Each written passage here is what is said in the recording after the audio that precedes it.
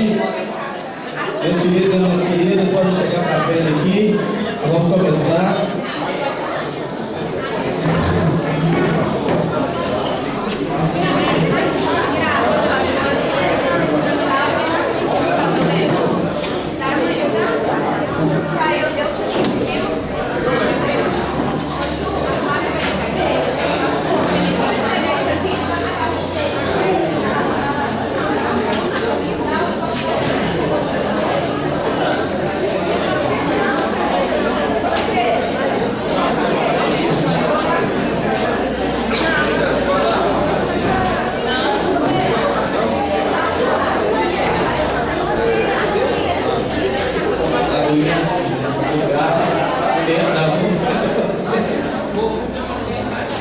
Boa noite, gente. Todo mundo preparado aí hoje? Tem alguém que é a primeira vez que está nessa escola de paz, que é a primeira vez? Vocês vão preencher para nós aqui os dados, para não ter contato com vocês, mandar e-mail, avisar as outras programações. Então, quem não tem os dados anotados com a gente, telefone, e-mail, põe aí na lista para a gente poder manter contato com vocês. Vamos ficar em pé, vamos orar para a gente começar? Obrigado. Vou pegar seu pai lá para falar com você. O pai aonde?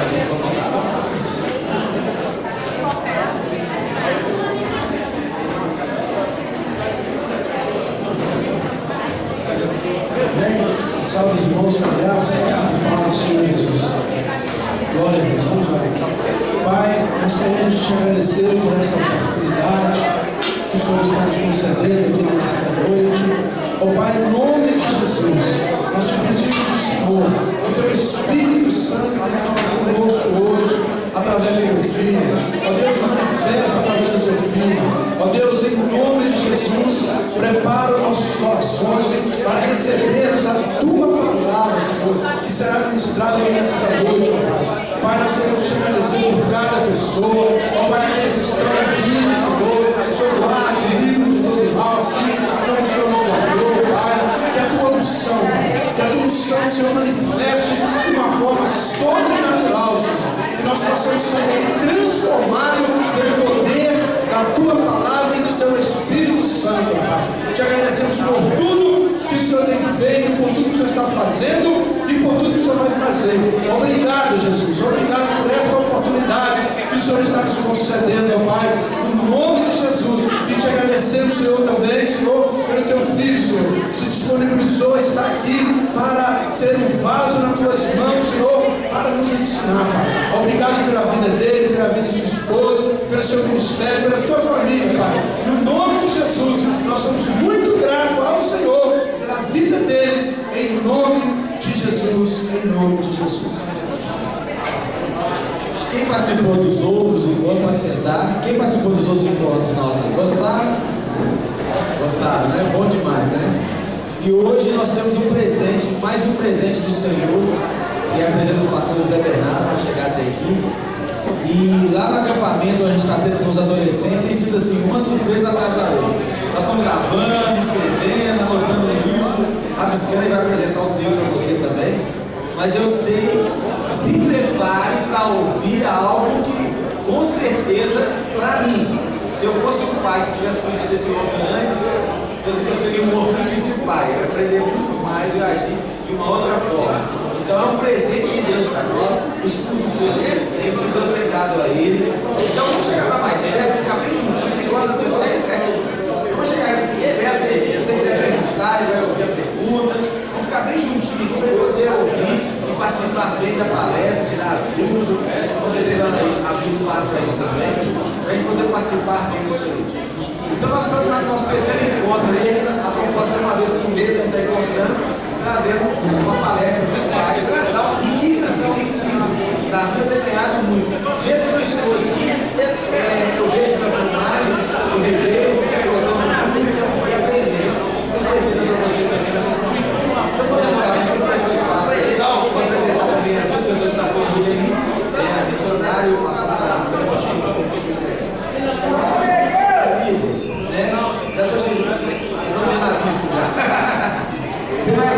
turma que está colhendo, e quer dizer, é uma honra tê-los conosco. Mas tem 2 anos ainda esperando esse contato para ser uma agenda internacional, vamos colocar assim, mas com certeza já aproveitar, pastor. Boa noite, aqui para vocês, vindo do norte desse final de semana, segunda-feira, terça. Eu já cheguei em São Paulo com uma gripe forte, que consumiu a minha voz. Estamos lá ministrando várias horas com os adolescentes religiosos, a voz ficou prejudicada. Mas eu vou tentar explicar da melhor forma possível, falando um pouquinho devagar, para a gente poder conseguir explicar tudo e procurar ajudar da melhor forma possível. O pastor Wagner me apresentou.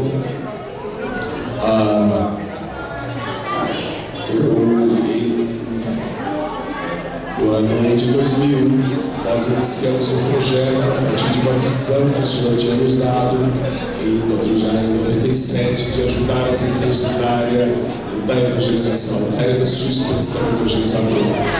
Nós começamos então a trabalhar com igrejas de todo o Brasil e o Senhor, pela sua misericórdia, fez de nós hoje a principal missão na área da evangelização.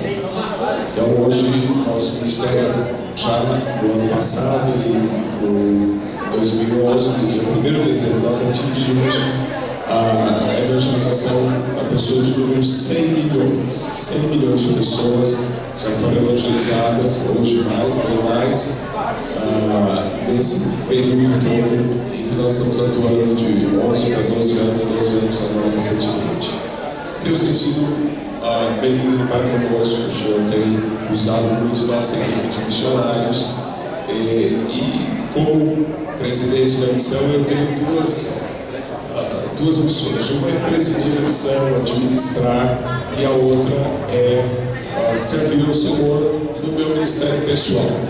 Então, de tempos em tempos, a gente vai buscando o Senhor uma visão onde devo dedicar meu tempo, onde devo dedicar meu trabalho.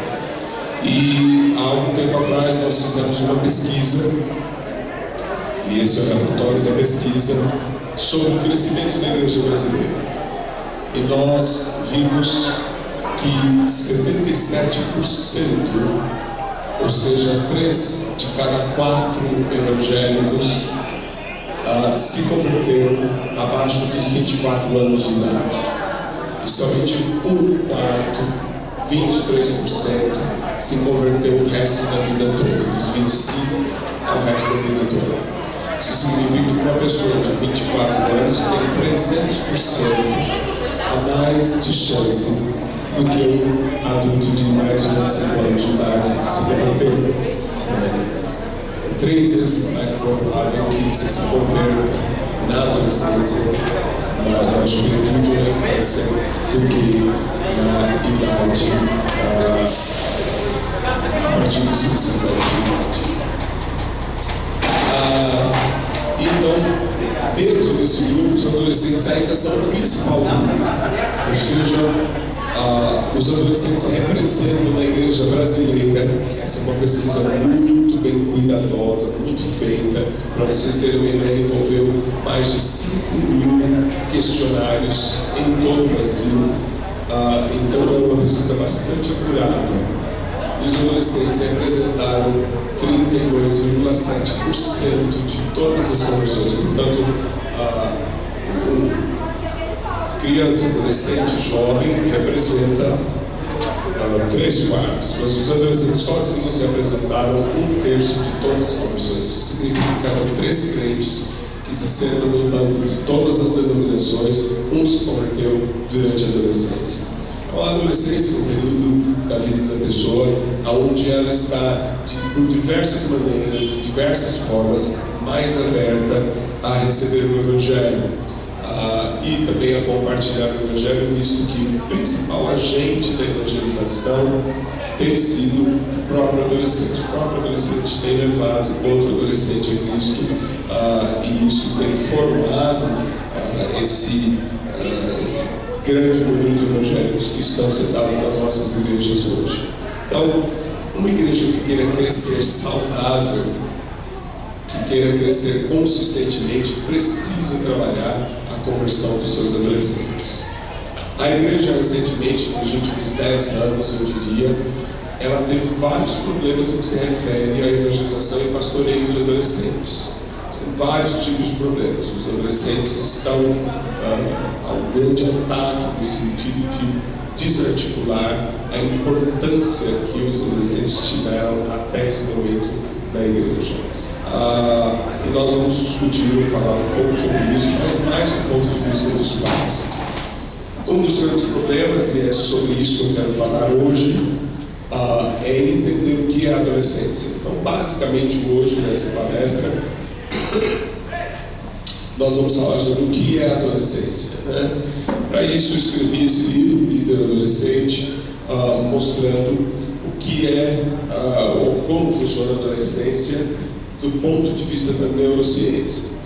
A neurociência é a ciência que estuda o cérebro. Esse primeiro livro é o primeiro livro que trabalha a adolescência a partir da abordagem neurológica, neurocientífica. E que nós estamos ministrando para os seus adolescentes que estão lá no EDI, são principalmente os líderes de célula, os líderes de ministério, do ministério da rede de adolescentes, que nós estamos ministrando para eles é justamente como o adolescente pode efetivamente ser um líder, ou seja, no sentido não de um cargo, não de uma posição, mas no sentido de ser uma pessoa que influencia os outros, não que é influenciado. É muito triste quando a gente vê um adolescente cristão sendo influenciado pelo mundo, né? Ele não consegue conter. Vai toda modinha que aparece, o mundo fala, põe isso, ele põe aquilo, ele põe. E esse adolescente não lidera, ele é liderado, levado pelos outros, né?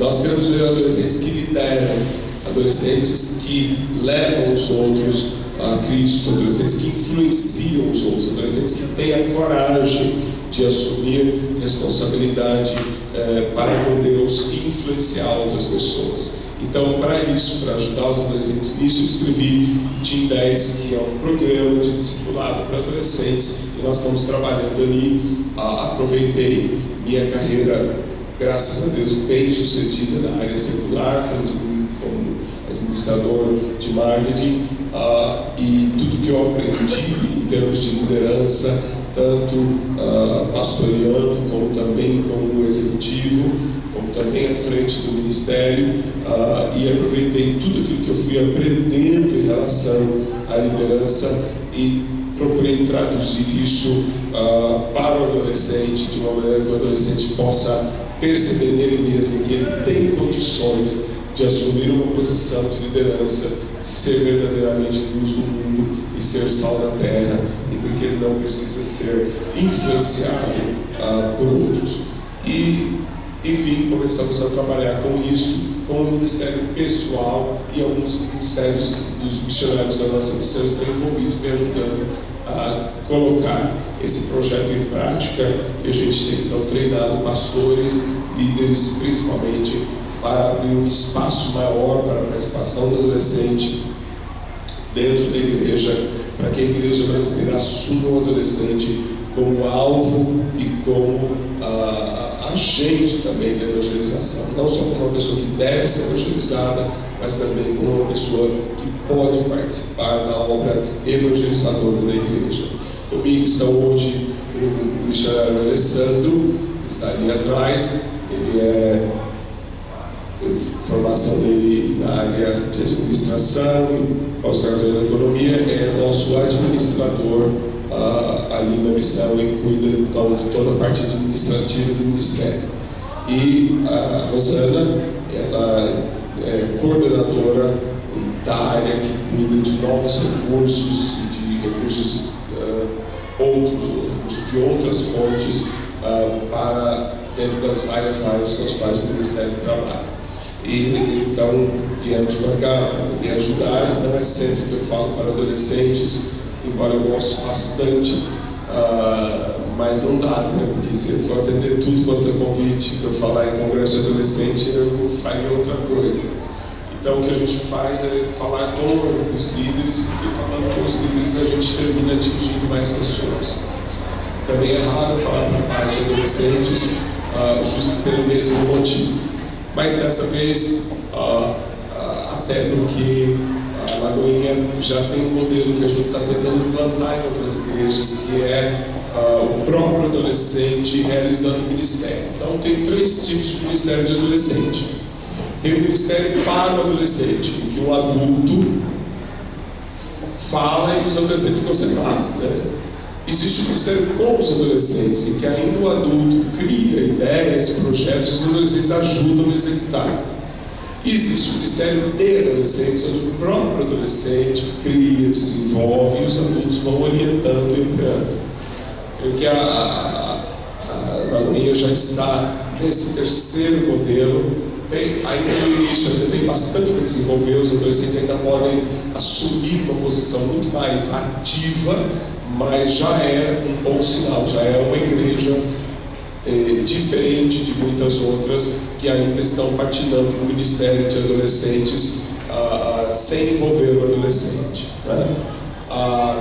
Por causa do tamanho da Lagoinha, parece natural que os adolescentes estejam mais ou menos separados. Hoje eu sentei com 3 que são do time de louvor dos adolescentes e disse assim: quantas vezes vocês tocam para a igreja toda? Quer dizer, participam da igreja. Eles falam: uma vez por mês a gente participa da ceia, né? Quer dizer, não só fica lá, né? De vez em quando a gente tem um culto lá que a gente participa e tal, mas é lógico que pelo tamanho da Lagoinha vocês andam separados em diversos pequenos salões e tentando se acomodar. Eu prometo que vou orar para que esse templo todo saia logo, em nome de Jesus, para que vocês possam se sentir como igreja. Mas o objetivo nosso é que muitas igrejas têm segregado os adolescentes. Então, pastor não se acha pastor dos adolescentes, ele acha que os adolescentes podem ficar lá como irmão, como irmã, e ele praticamente não toma conhecimento deles como membro, como parte da igreja. E eles também ficam segregados, né? Lá no culto deles, lá no espaço deles. E a gente tem procurado, no meio de um adolescente, estar mais unido dentro de casa, com a família. Quer dizer, não tem que ser esse pensamento mundano de que o adolescente não tem que se dar bem com os pais, não tem que se dar bem com outros adultos. Nós temos que romper com esse pensamento, porque os adolescentes têm uma enorme contribuição para dar para os adultos.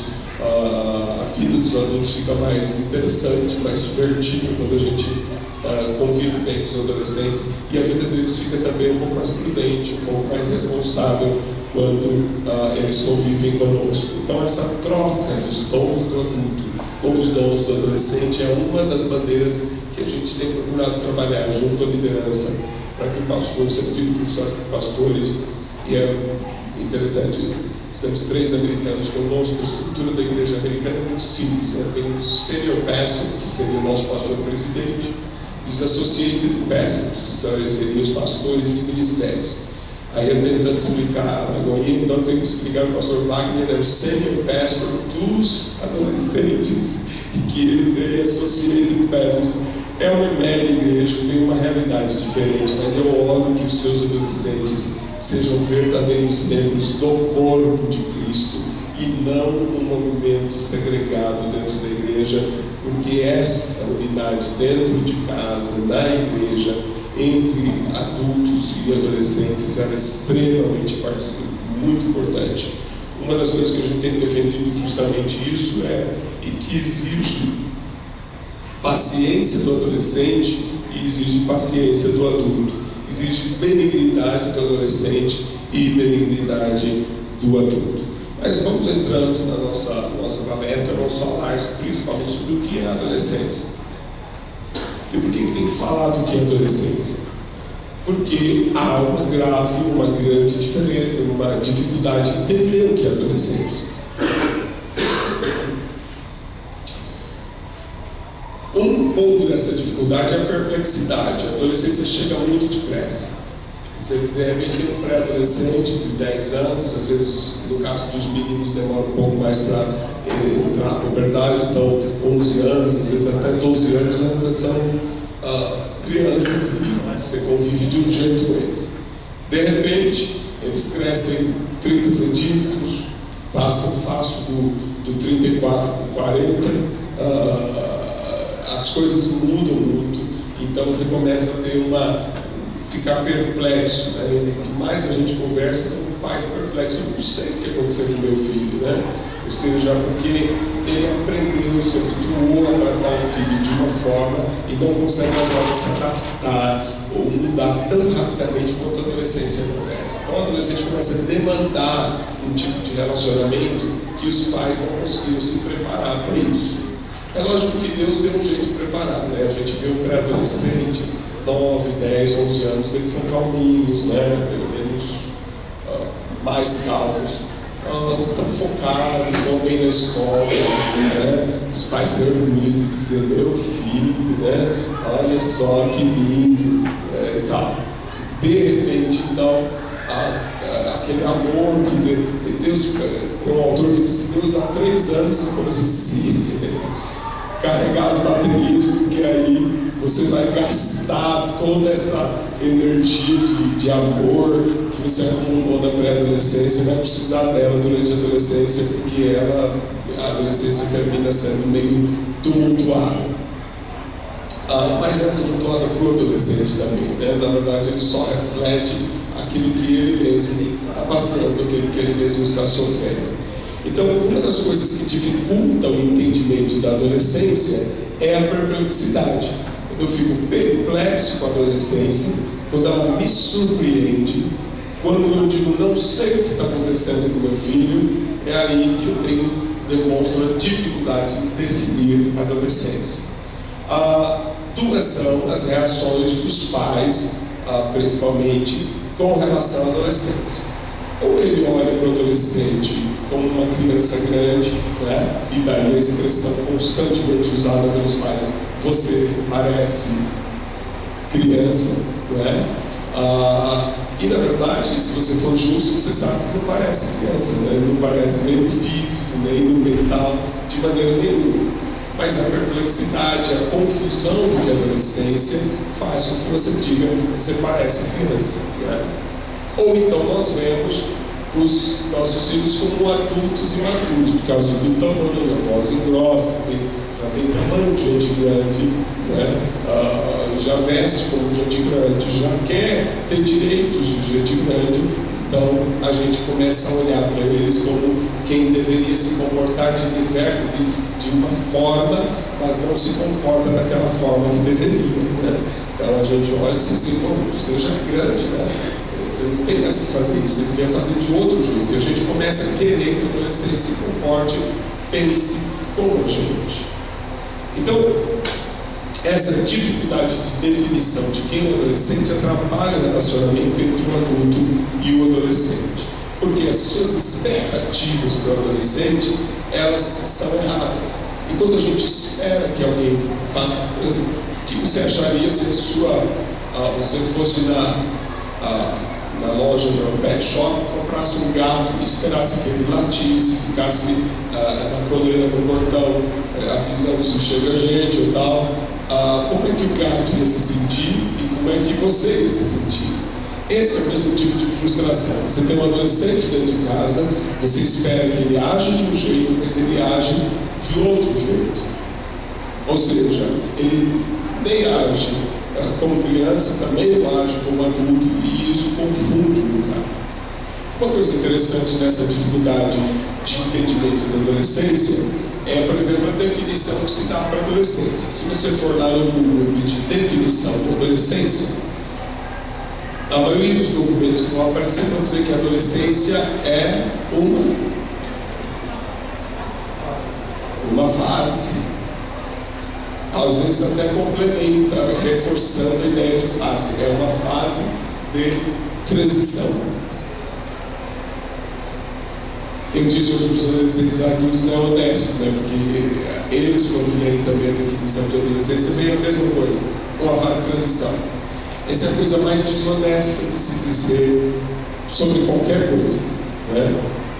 Então vamos supor que a irmã ficou até tarde na reunião das mulheres e o marido desejou, eu sei que isso acontece frequentemente, desejou surpreendê-la com a janta. Então foi pro fogão fazer a janta, não é?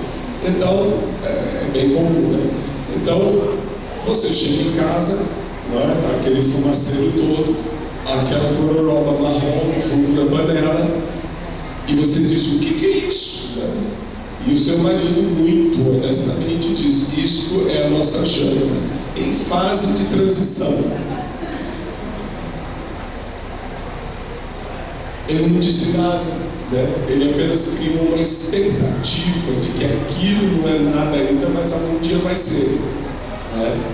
Não disse o que é, ele disse o que vai ser. Ele criou uma expectativa sobre o que vai ser alguma coisa. Então, essa é a definição mais comum de adolescência. Agora, se a gente for honesto, fase de transição é tudo, né? Criança está em fase de transição para a adolescência. Jovem está em fase de transição para a maturidade. Os adultos estão em fase de transição para a terceira idade. E até a terceira idade a gente já está em fase de transição para essa para menor, né? Então, está todo mundo em fase de transição. Todo mundo. Por que só o adolescente é definido como uma fase? Para ser sincero com vocês, eu não vou gastar muito tempo explicando por que eu vou dizer isso. Mas, para ser sincero com vocês, o jovem de 18 a 24 anos está muito mais em transição do que o adolescente. O adolescente não está em transição.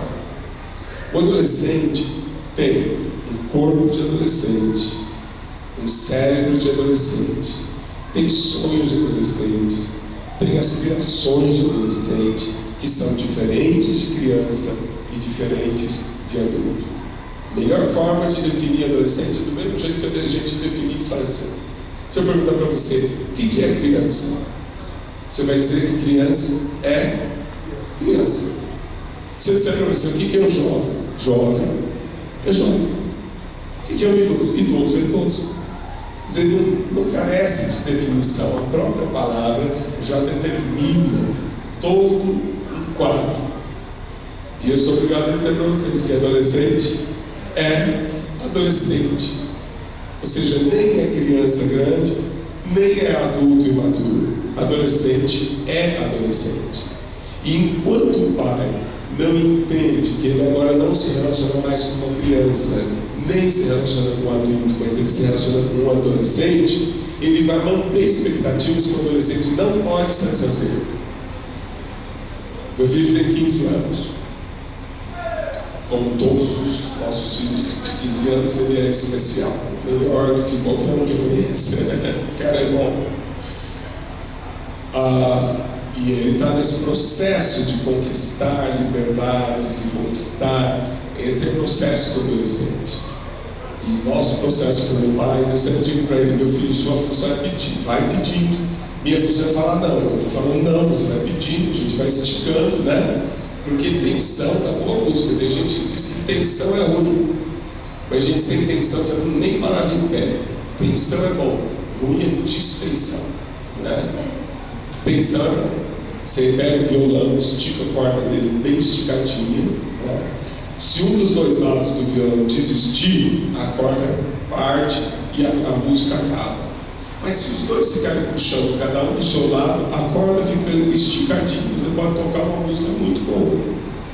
E uma coisa que eu tenho combinado com meu filho e com minha filha, que já está no primeiro ano de juventude dela, está estudando numa universidade longe de casa, o que a gente sempre combinou é assim: você cumpre a sua função, eu cumpro a minha função. E é legal, porque a função do adolescente é justamente explorar o limite, pedir, querer mais, buscar mais. Deus planejou isso para eles. Hoje eu disse que os adolescentes que estão lá no Eli, Deus colocou uma insatisfação sagrada no coração do adolescente, que é para ele buscar mais, que é para ele procurar mais. Usem isso para a glória de Deus. Busquem mais, vão à frente, insistam, né? E Deus deu para nós como adultos a responsabilidade de conservar, de manter, da prudência, e a gente tem que segurar. Isso, meu filho, você pode ensaiar com a sua banda, Então ele sai da escola, 2 horas ele está lá na igreja, aí ele sai, mas você não pode voltar no escuro para casa. Então quando for 4h30, já arruma os instrumentos, sai da igreja umas 5 horas, dá para chegar em casa com um dia claro, legal, cuida da sua segurança. Agora o adolescente ele tem uma configuração cerebral que às vezes torna difícil estar envolvido com aquilo, né? Ele vai mais uma música, chega em casa às 7h30 no escuridão que não tem jeito, né? Uma vez, 2 vezes, então a primeira vez eu repreendi, a segunda vez eu repreendi, a terceira vez eu não repreendi mais, porque não adianta, não é algo que ele vai conseguir fazer. Então eu disse para ele, então a partir de agora você só vai ensaiar no dia que eu puder buscar você. Então eu vou lá buscar você, aí você ensaia até a hora que precisar, eu pego você. Eu preciso me sacrificar para ajudá-lo a cumprir o ministério dele. Porque há coisas que o adolescente não consegue fazer, mas outras ele consegue. Então a gente precisa ir compreendendo que é a adolescência para a gente poder dar conta de estabelecer um relacionamento legal com o adolescente. E o adolescente também precisa compreender, né? Eu brincava muito com a minha filha na fase mais complexa, que é justamente ali 13, 14 anos, um momento bem complexo da adolescência. Eu disse para ela, filha, olha só, rebeldia é tão clichê, todo mundo é assim. Seja diferente, né? Porque o adolescente quer ser diferente, então quer ser diferente da roupa, quer ser diferente do jeito, quer ser diferente, independente, quer marcar a imagem dele, então ele vai construindo uma imagem diferente para poder se distinguir, né? Aí eu brincava com ela, seja obediente, porque sendo obediente você vai ser diferente de todo mundo, né? Mas essa conversa, manter o canal de comunicação aberto, estar conversando sempre. Os pais têm que tomar o cuidado de não estourar a corda do violão, né? Perder a paciência, as estrideiras e anular, cancelar o canal de comunicação. Tem que manter aberto, né? Nunca é não para sempre, sempre é não por enquanto, né? Então eu evito, tento não dizer não para o meu filho, eu costumo dizer ainda não, né? Agora não nesse momento, né? E quero que ele continue insistindo, não quero cortar a vontade dele de ir para frente, o desejo dele de insistir e assim por diante. Mas eu também não posso dar tudo o que ele quer, porque ele pode assumir coisas de adolescente, mas não pode assumir coisas de adulto. Ou seja, é preciso entender bem o que é isso. E com tudo isso, né, a gente vai escutando coisas do tipo, não é justo e tal, né? Por que você trata diferente minha irmã e diferente eu? Por que isso, por que aquilo, né? Então a gente tem todo esse processo ainda para a gente poder agir. Mas vamos penetrar então um pouco mais fundo na questão do cérebro do adolescente. Qual é essa grande mudança que acontece no cérebro do adolescente que caracteriza então a adolescência?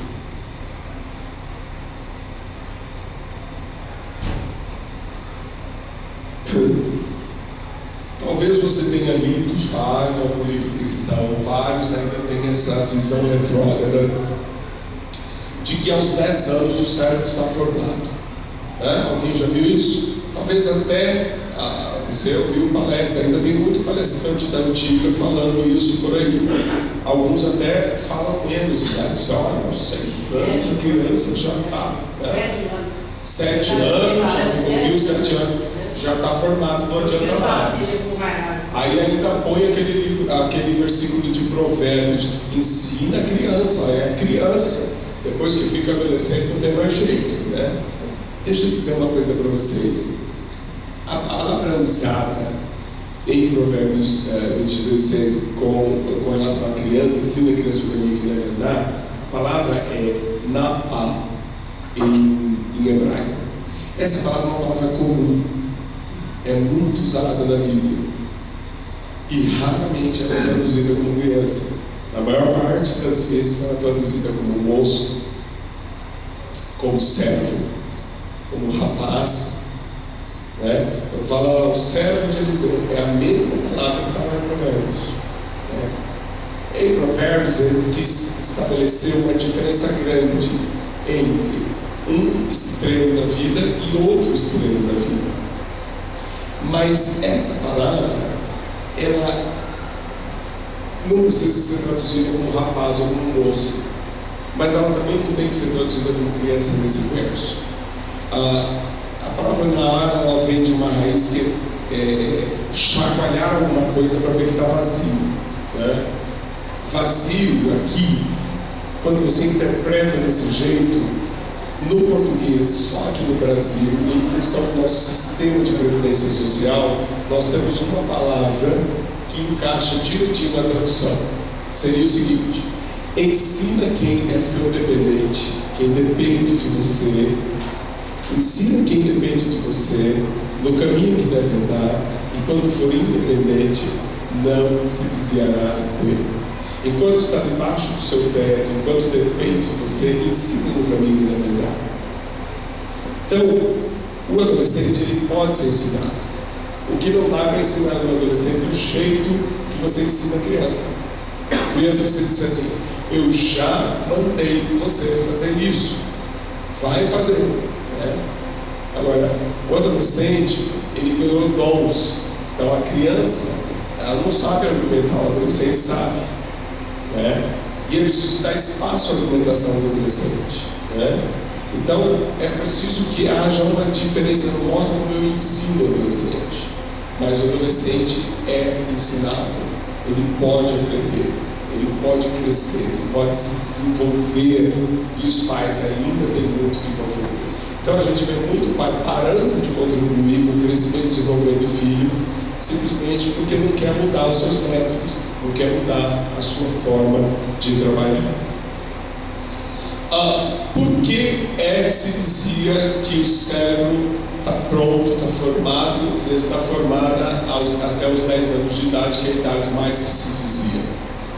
Porque tudo que se sabia de neurociência antigamente era o tamanho e o peso do cérebro. Você tem que ficar esperando a pessoa morrer para você poder, ou então tirar um raio-x e medir na chapa, para você poder saber alguma coisa sobre o cérebro da pessoa.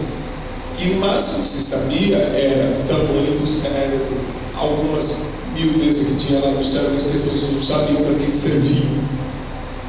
No início dos anos 90, a neurociência passou por uma revolução. Que revolução foi essa? A tomografia computadorizada. Se conseguiram scanners que podiam filmar o cérebro, inclusive funcionando, e ver os impulsos elétricos indo de um lado para o outro. E isso chegou a ser tão barato que se podia tirar o scan da mesma pessoa várias vezes seguidas, em vários anos diferentes, e ver a evolução, as mudanças daquele cérebro. E a partir do final dos anos 80, início dos anos 90, se descobriu que na adolescência o cérebro passa, ao invés de ficar parado, ele passa pela maior transformação de toda a vida. Então, só que ele não muda de peso nem de forma, mas ele muda profundamente. Você já ouviu dizer que a gente tem massa de duas cores, na verdade tem mais cores no cérebro, mas tem duas principais cores no cérebro. Quando você parte o cérebro tem uma cor e outra. Né? Quais são? Massa cinzenta e massa branca. Ok? A criança, até os 10 anos de idade, até o início da puberdade, ela tem principalmente massa cinzenta. E eis a grande mudança. No início da adolescência começa a reduzir a massa cinzenta, né? Às vezes a gente tem a impressão de que os adolescentes têm parafuso de menos. É isso mesmo, começa a diminuir a massa cinzenta. E não se espantem, né? Aí até os 30 anos ainda a gente está diminuindo massa cinzenta quando a gente atinge o menor ponto de massa cinzenta. Então nós adultos temos ainda menos massa cinzenta do que os adolescentes. E começa a aumentar a massa branca. E isso define a adolescência. O adolescente é uma pessoa que está diminuindo a massa cinzenta e aumentando a massa branca. Isso configura o cérebro do adolescente. Deixa eu explicar de uma outra maneira. Vamos supor que você contrata um eletricista para fazer a eletricidade da sua casa nova. O eletricista chega naquela casa em construção e ele olha para a cozinha e diz assim: aonde será que a madame quer colocar a torneira elétrica? Não sabendo, ele deixa fio disponível para a torneira elétrica nas 4 paredes. Geladeira, deixa fio disponível para a geladeira nas 4 paredes. Micro-ondas, nas 4 paredes. E sua cozinha acaba com conexões suficientes para pôr 44 tomadas, 11 em cada parede. Legal? Sem contar os interruptores. Aí a dona de casa chega lá, né? E diz assim: bom, eu vou querer a geladeira nessa, tal, define. Aí ele vai, anula as conexões que estão sobrando e deixa vivas ou atuantes só as conexões que realmente serão usadas. A massa cinzenta é constituída das sinapses. Então você tem a célula nervosa. Você lembra do seu livro de 7ª série? Tinha aquela célula nervosa, né? Um núcleo cheio de cabelinho, assim, fiozinho, né? Aí tem o axônio e também cheio de terminações. O núcleo com os seus cabelinhos forma a massa cinzenta. Um cabelinho daquele vai se conectar com os cabelinhos da ponta do axônio da outra célula. Ele não chega a encostar, tem a fenda sináptica, que é uma brechinha entre um e outro. Então aquela coisa microscópica, uma pertinho da outra. Então elas dão uma passagem química que causa uma pequena explosãozinha, um pequeno impulso elétrico, eletroquímico, uma reação, e essa reação passa por toda a célula. A criança tem o dobro de conexões aos 10 anos que um adulto terá. O dobro, não é? O dobro. Ela também usa o dobro de energia para pensar que o adulto usa. E quando você vê o resultado, é muito menor do que o nosso, né? Uma criança não pensa tanto assim, porque ela tem muito fio sobrando. Mas deixa que o fio da criança também é desencapado, porque o eletricista não sabe o que vai usar ou não, ele deixa desencapado, depois quando resolver, ele encapa. A capa do fio, que é a capa branca, que forma a massa branca, que é chamada de bainha de mielina, ela cobre os nervos e ela garante a frequência, a potência do impulso elétrico. Portanto, a criança tem muita perda de energia no cérebro. A criança tem muito curto-circuito, né? Às vezes você está segurando a criança no colo, de repente do nada ela se joga para trás, né? Porque o impulso elétrico do cérebro dela não funciona no contínuo, é instável. Há uma grande perda de energia no cérebro da criança. Somente no início da adolescência isso começa a ser encapado. Então a grande diferença do cérebro do adolescente é que ele está perdendo sinapses, esses cabelinhos da célula nervosa estão sendo aparados, podados, e as células estão sendo isoladas. Isso garante uma aceleração no impulso nervoso e uma maior fidelidade no impulso. O impulso não se perde, não dá curto-circuito. Então, a velocidade do impulso nervoso do cérebro de uma criança, para ir de um lado ao outro do cérebro, é de 7 km por hora. 7 km por hora, se você andar bem depressa, você anda 7 km por hora. Né? A quanto você acha que vai de velocidade a célula que está podada e isolada na cabeça do adolescente? Quanto? 20 20. Quem dá mais? 50. 100. Quem dá mais? Coragem, gente. 1000 passou um pouco. 350 km por hora. Ou seja, a velocidade de um carro de corrida, de uma Ferrari. Né? Então o adolescente pensa em uma velocidade muito maior do que a criança. Né? Agora, essa é a velocidade que o adulto pensa também. Então qual é a diferença entre o pensamento do adolescente e do adulto? Está em outro lugar. Coloquem a mão aqui no seu cerebelo. É a parte que mais células nervosas tem, é a parte mais densa do seu cérebro. Junto com o sistema límbico, que é a coluna e os nervos que se espalham pelos seus membros, o cerebelo controla todo o seu motor, todo o seu movimento. Não é? Então, quando eu disse, coloca a mão aqui no cerebelo, não é? Você acionou justamente o sistema motor para poder fazer esse movimento, ok? Não só os movimentos voluntários, até a sua piscada, sua respiração, seu batimento cardíaco, está tudo sendo controlado aqui. Seus sentidos, visão, audição, olfato, paladar, está tudo controlado aqui.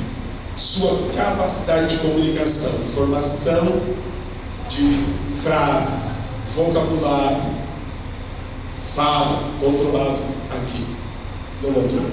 Ok? Agora coloque a mão assim, aqui, nessa parte está o seu cérebro emocional. Aqui, todo esse arco é onde estão suas emoções primárias: medo, raiva, nojo, euforia. Todas as suas emoções primárias são detonadas aqui. E aí coloquem a mão aqui na frente do lobo frontal e digam assim: graças a Deus. Aqui está o seu cérebro racional. É aonde você processa o futuro, analisa as consequências. Se eu puser R$1.000 hoje na poupança, dentro de 10 anos, quanto eu vou ter? Seria melhor aplicar no consórcio? Seria melhor eu sair dessa empresa, pegar o fundo de garantia, montar uma papelaria? Tudo esse raciocínio, essa visão de futuro é feito aqui no lobo frontal. Até a empatia, para eu ser para uma pessoa que está sofrendo, eu buscar na minha história um sofrimento semelhante e dizer: eu sei o que você está passando, eu tenho que processar tudo aqui. Cérebro racional. Então, no início da puberdade, o adolescente passa por uma aceleração do cérebro motor. E aí você vê como é que um menino de 12, 13, 14 anos não para quieto um minuto, né? Tem uma dificuldade enorme de ficar quieto, né? Está sempre chutando alguma coisa, sempre mexendo com o outro, cutuca o outro, aquela coisa toda. Por quê? Porque ele está sofrendo uma aceleração enorme no cérebro motor. Ele está funcionando a 350 km por hora, né? Aí, quando o adolescente vai chegando na fase dos 15, as meninas antes, os meninos um pouquinho depois, porque tem esse descompasso até por volta dos 19 anos, as meninas andam um ano e meio, até 2 anos à frente dos meninos. Quando chega por volta dos 15 anos, por aí nessa faixa, aí eles viram poeta. Então todo mundo tem um versinho, um desenho, se tornam românticos, se apaixonam de uma maneira impressionante, ou então assumem uma luta contra a injustiça e querem resolver os problemas do mundo e tal, e são profundamente emocionais, né? A gente brincava com a minha filha que ela começava nessa idade uma frase rindo e terminava a frase chorando, né? E começava dando risada, daqui a pouco estava chorando, e a gente ficava do lado dela sem saber o que estava chorando.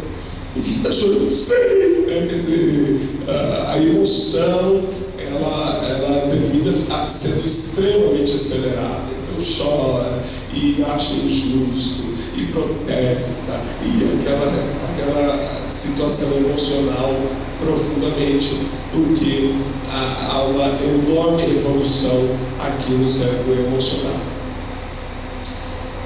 E acabou. Lá no final dos 17 anos, que é o último ano da adolescência, recém começa os primeiros sinaizinhos de aceleração do lobo frontal. O lobo frontal começa, até os 16 anos, ainda está crescendo sinapse, nem começou a cortar, ainda há notícia de crescimento de sinapse, quer dizer, o processo que já deveria estar cortando, ainda está aumentando. Lá pelos 17 anos começa a cortar as primeiras sinapses e a mielizar. Então, o que acontece? O adolescente recente, que é esse novinho, logo na puberdade, 350 km por hora, 7 km por hora, 7 km por hora. O adolescente seguinte, que seria o adolescente que está na fase final da adolescência, já no ensino médio, primeiro, segundo, terceiro ano do ensino médio, ele tem 350 km por hora, 350 km por hora e 7 km por hora. Ou seja, ele é extremamente capaz de fazer, por exemplo, decisões emocionais, mas tem enorme dificuldade para fazer decisões racionais. As decisões emocionais são boas, né? Metade das vezes. As decisões racionais do adulto são boas, metade das vezes. Por exemplo, tomar susto, né? ou reagir rapidamente. Quem toma decisão emocional é mais capaz de reagir do que quem toma decisão racional. Às vezes a gente se invoca que o adolescente não vai com a cara de alguém e fica não quer aceitar um determinado tipo de relacionamento. O caso é que nossa decisão emocional, ela contempla sinais de cheiro, sinais imperceptíveis na musculatura que indicam mentira, que indicam violência, que indicam vários sinais que indicam coisas erradas. Nós, os adultos, racionalizamos, não deve ser coisa da minha cabeça e tal, e a gente insiste. O adolescente às vezes está mais pronto para tomar uma decisão correta do que nós, em termos de um relacionamento, né? Porque a gente racionaliza e termina tomando uma decisão errada, baseada em muito pensamento. Agora é óbvio, se perguntar para o adolescente se ele quer ir para a escola, se ele quer ficar jogando videogame, uma boa parte vai tomar a decisão errada. Por quê? Porque ele não faz a análise do futuro, daqui a 10 anos vai me fazer falta. Ele vive mais no presente. Então, não dá para dizer que o adulto é mais sabido do que o adolescente ou vice-versa. Eles são extremamente diferentes. Por que Deus fez isso? Por que o Senhor desenhou no cérebro? Com licença, mas estou meio calorento aqui.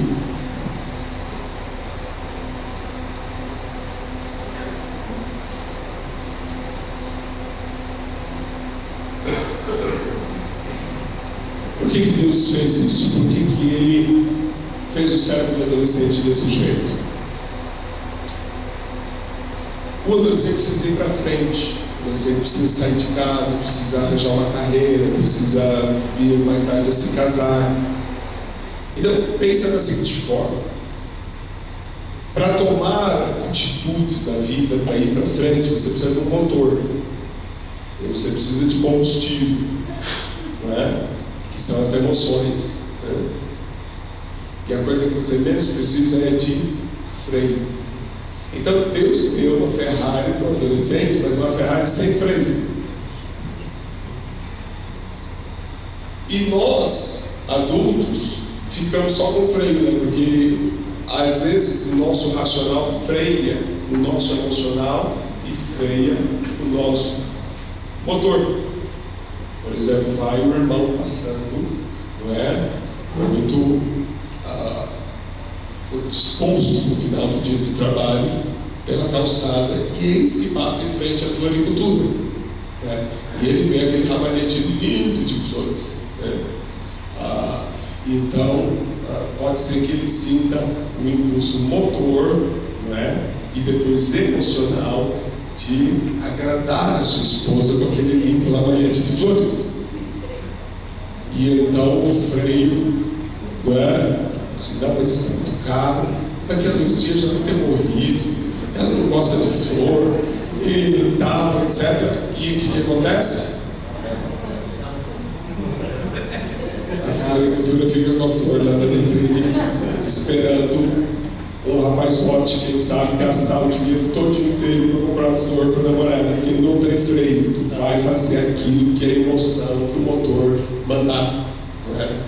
Então, é esse processo, né? Eu gosto de fazer esse exemplo, né? Se aqui tivesse cheio de adolescentes e dissesse, pessoal, vamos fazer uma festa, antes de eu terminar a frase, eles já estavam fazendo a festa. Aí eu digo para um bocado de adulto, gente, vamos fazer uma festa. Aí começa, irmão, para que festa? O outro levanta a mão, mas quem vai pagar o gasto, né? Aí outra irmã lá atrás levanta a mão e diz assim, quem vai fazer a limpeza depois? E aí a festa não sai nunca, né? Ou seja, nós vamos diminuindo a nossa ação, nosso lobo frontal vai diminuindo a nossa ação. Isso é bom, né? Porque a gente vai ficando meio cansado, a musculatura já não é mais a mesma, a gente tem que poupar energia. O adulto começa o processo de poupar energia.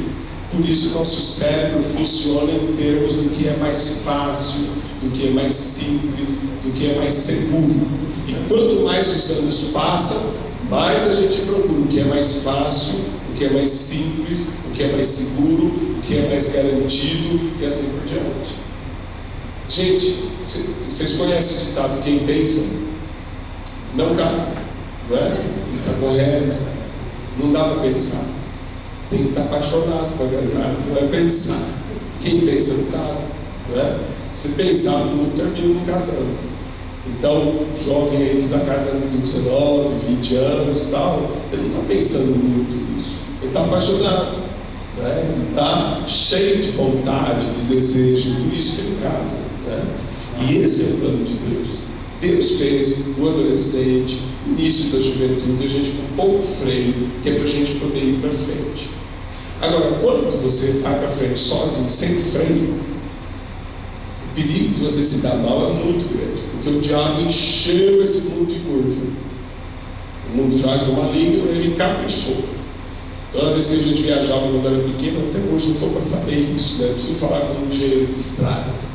Mas toda vez meu pai era muito aborrecido com curva. Então a gente viajava e ele dizia assim, esse povo faz esse tanto de curva, que eles ganham mais na curva. A curva custa mais caro do que a reta. Então por isso que eles põem tanta curva na estrada. Não sei se é verdade, mas eu vou dizer uma coisa para vocês. Parece que o diabo ganha mais na curva mesmo. Então ele enche de curva, né? Por exemplo, o impulso sexual do adolescente no mundo normal, ele é satisfeito assim que ele aparece. Portanto, tem um impulso sexual na puberdade, segura a barra, 1, 2, 3 anos, com 15, 16, 17, casou, resolveu tudo. Assim era no tempo de Jesus. E no nosso tempo, aparece o impulso sexual, o camarada tem que esperar até os 30 anos, porque tem que fazer faculdade, pós-graduação, mestrado, e não sei mais o que, o diabo ainda vai inventar. Depois ele precisa ser trainee, depois ele precisa ir subindo de cargo, depois ele precisa pagar o carro que ele comprou, porque afinal todo mundo tem um Fusion da empresa, ele é gerente, tem que comprar um Fusion também, aí não dá para casar agora, e vai casar quando? Lá nos 30, 31, 32, já cheio de vício de solteiro, já enjoado, casa, e aí não dá match, né? Não dá mix, E aí termina divórcio e todo esse problema bastante grande que a gente vê hoje, que as pessoas são muito individualistas, porque elas demoram para construir uma vida a dois, né?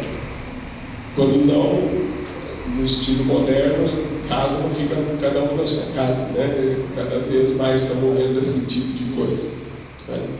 Então, a ideia do Senhor é uma.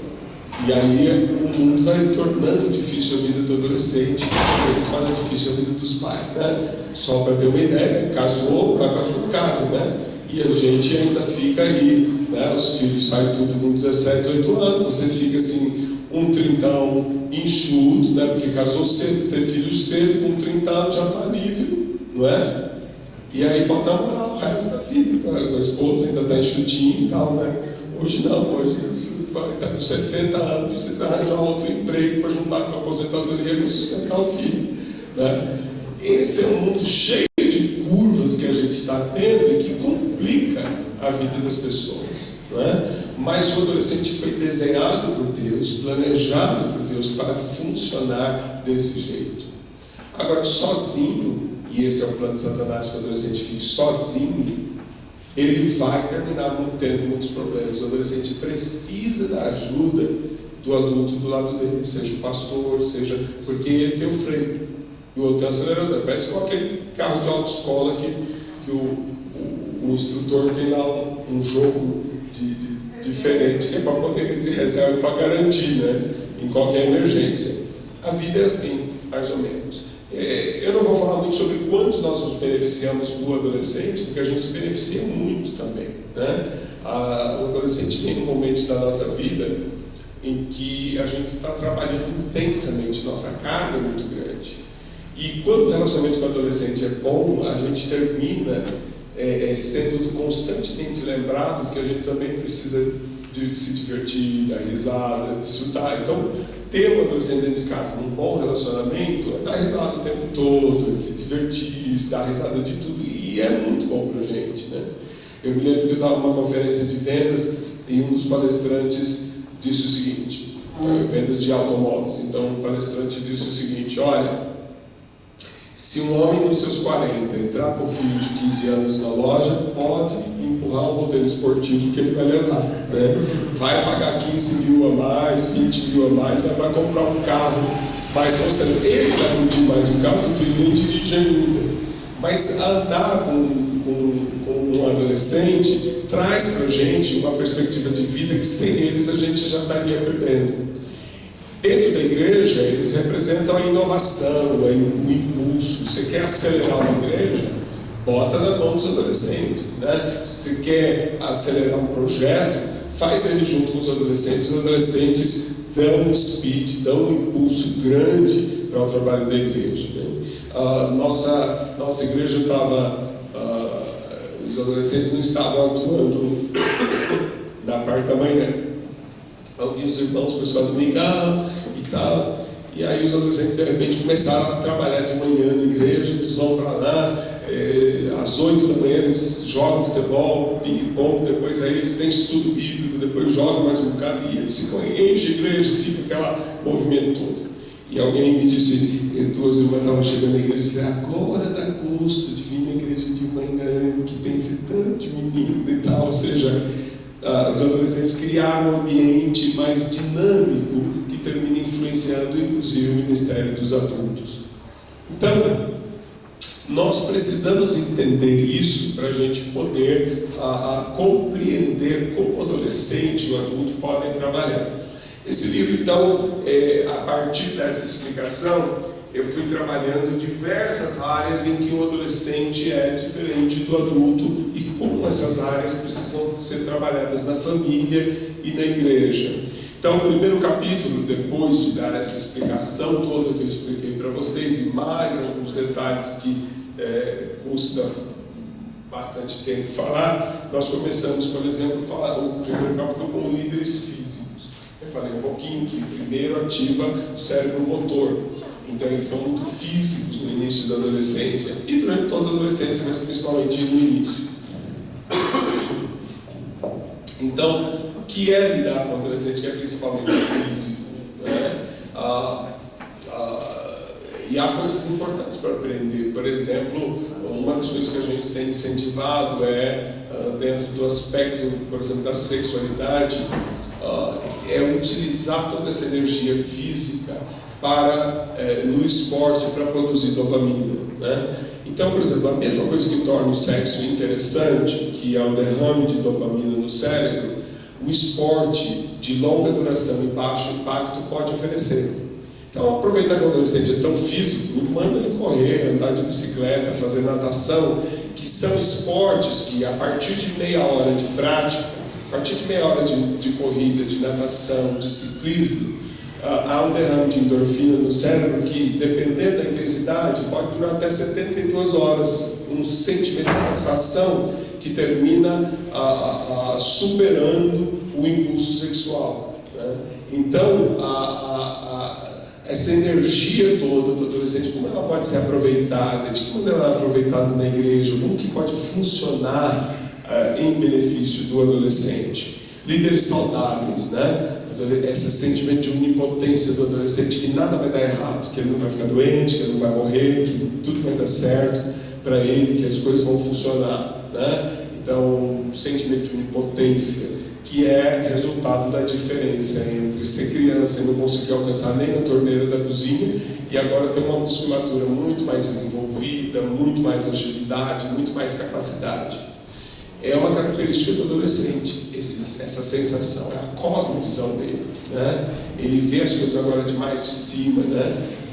Os irmãos aqui que já passaram de um carro pequeno para um carro grande, né? Ou vice-versa, percebem como muda a visão, né? Eu estava dirigindo até o outro ano uma Blazer, né? Você vem de cima, se alguém se mete na frente, você dá uma acelerada, aí o motor já vai saindo da frente, né? Agora eu estou dirigindo a Zafira, que é um carro bom, mas você fica sentado lá embaixo, né? E vê o cidadão passando por perto, assim, você tem uma outra visão. O adolescente, quando ele cresce 30 centímetros e depois ainda mais um pouco, e passa lá do seu metro e pouquinho para 1,50 m, 1,70 m, assim por diante, ele começa a ver o mundo de uma maneira diferente.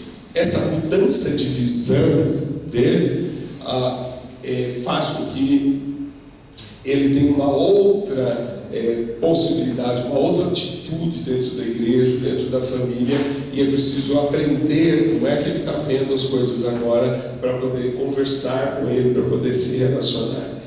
Depois, no terceiro capítulo, líderes presentes.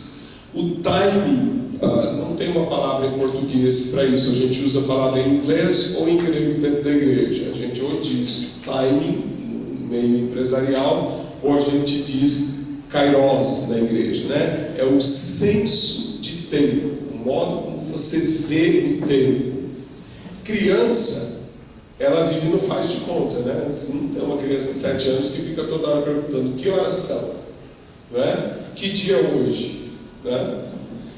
Eles vivem no tempo do faz de conta, toda hora é hora, né? Não tem quem estabelece a hora da criança somos nós.